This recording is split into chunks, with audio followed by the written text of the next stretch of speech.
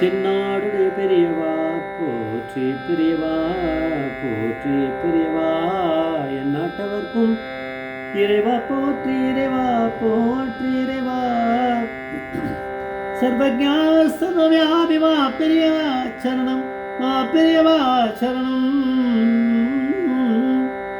சர்வஜா சர்வவியாபி மா பெரியவா சரணமாய பிறப்பருக்கும் மகா பெரியவா போற்றி மாய பிறப்பருக்கும் மகா பெரியவா போற்றி அபாரகண சிந்தும் ஞானதம் சாந்திரூபணம் ஸ்ரீ சந்திரசேகர குரும் படமாமதம் கலியுதேவம் காட்சிமான் யூடியூப் சேனல் பிரத்யேகமாக மகாபெரிய பக்தர்களுக்கு ஏற்பட்டு கொண்டிருக்கும் அனுபவங்களை ஒவ்வொரு நாளும் ஒரு அனுபவத்துக்கு அனுபவத்தோட தலைப்பு பேத்தாலஜி டாக்டர் தேவார டாக்டர் ஆனது எப்படி.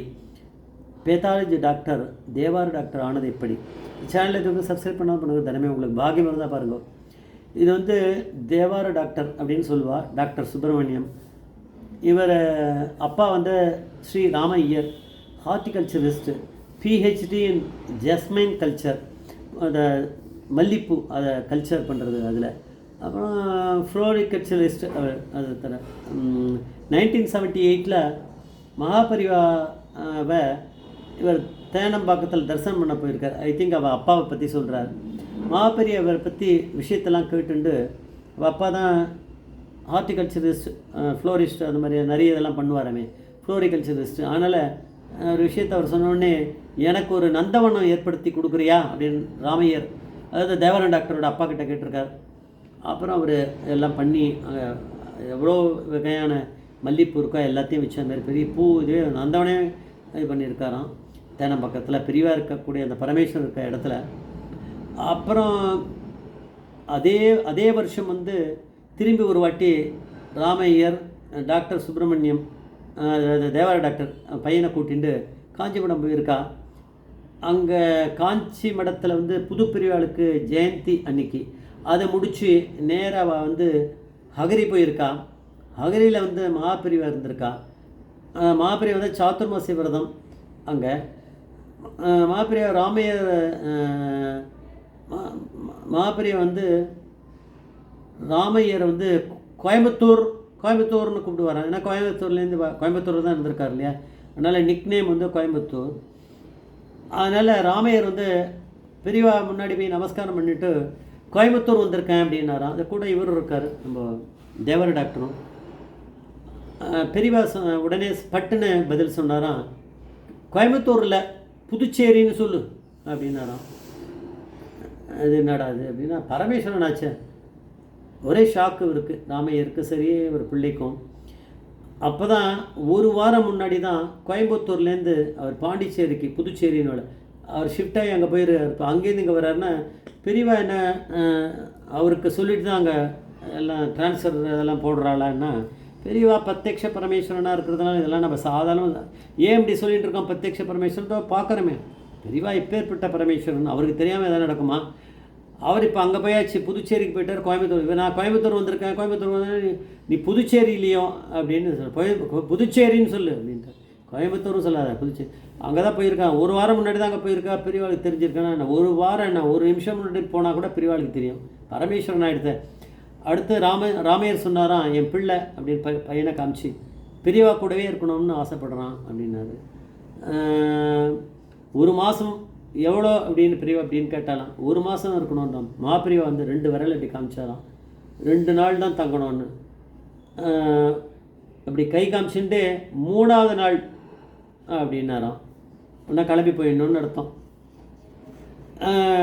இவர் தான் பண்ணார், அவர் போயிட்டார் கிளம்பி. இவர் அப்பா தேவர டாக்டரோட அப்பா.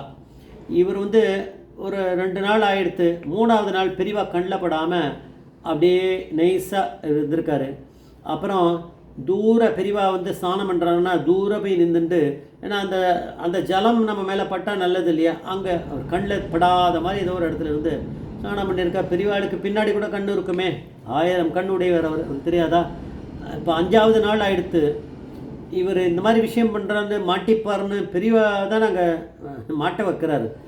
5ஆவது நாள் இவர் வந்து ஒரு பூக்கூடையில் பூவை பறிச்சுட்டே இருக்கார் தேனம் பக்கத்தில். நைஸாக பெரியவா வந்து தண்டத்தை கையில் வச்சுன்னு பின்னாடி நிற்கிறாராம். இவர் வந்து நின்றுட்டாருன்னு தெரியுமே, அந்த வைப்ரேஷனில் தெரிஞ்சிடும். பெரியவாளை பார்த்தாலே வைப்ரேஷன். திரும்பினாராம் தேவர டாக்டர்.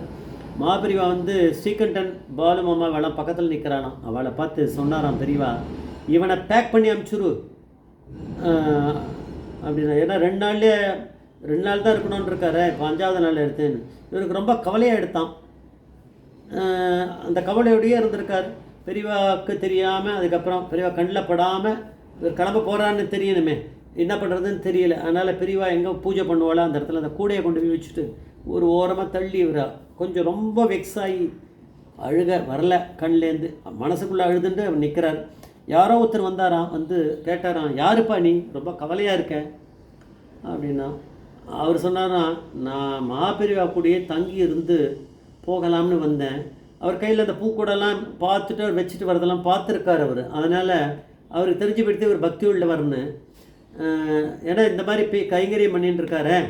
அப்போ அவருக்கு சின்ன வயசு தான் பாவம் இருக்குது டாக்டர் சுப்பிரமணியன். அதனால் இவர் சொன்னாராம், சரி என் கூடயே இரு. யார் சொன்னாரோ அவர் சொல்கிறார், என் பையன் கூட ஒரு டாக்டர் தான். இவர் கேட்டாராம், யார் என்ன பண்ணுறாரு, டாக்டர் இது பண்ணிட்டு இருக்கேன் அப்படின்னாராம். அவன் பேர் டாக்டர், அவன் டாக்டர் PK நாராயணசுவாமி. என் பேர் தெரியும். அவரே சொல்லிட்டாராம், நான் டன்லப் கிருஷ்ணன். டன்லப் கிருஷ்ணன் பெரிய பக்தர். அவருக்கு நமஸ்காரம் பண்ணணும். என்னோட சேர்ந்துக்கோ நீ. பெரியவா வந்து தேவார பாடல்கள்லாம் எனக்கு சொல்லித் தருவார், என்னையும் பாட சொல்லுவார், அவளும் சொல்லி கொடுப்பா. மொத்தமாக 18,000 தேவார பாடல்கள்லாம் இருக்குது, 12 திருமுறை மொத்தமாக. பேசாமல் என் கூடயே இருந்துரு, நான் மேனேஜ் பண்ணிக்கிறேன். அதான் பெரியவா ஒரு வேளை 5 நாள் எடுத்து ஏன் கிளம்பலை, பேக் பண்ணேன்னு சொன்னார்ல ஒரு ஸ்ட்ரிக்டாக, நான் பார்த்துக்கிறேன் என் கூட அப்படின்னா. பெரியவா அனுகிரகம் பண்ணுறதுனால தான் அந்த டாக்டரை பார்த்துருக்கார். நான் அவர் சொல்லலை, தேவர டாக்டருக்கு தெரியாது, நம்மளுக்கு தெரியும்னு நம்ம சொல்லவே கூடாது, தப்பு, ரொம்ப பெரிய பாவம் அது.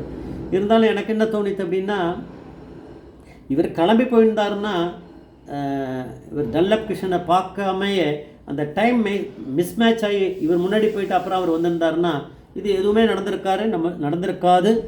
நம்மளுக்கு தேவார டாக்டர்ன்றவர் கிடச்சிருக்க மாட்டார்.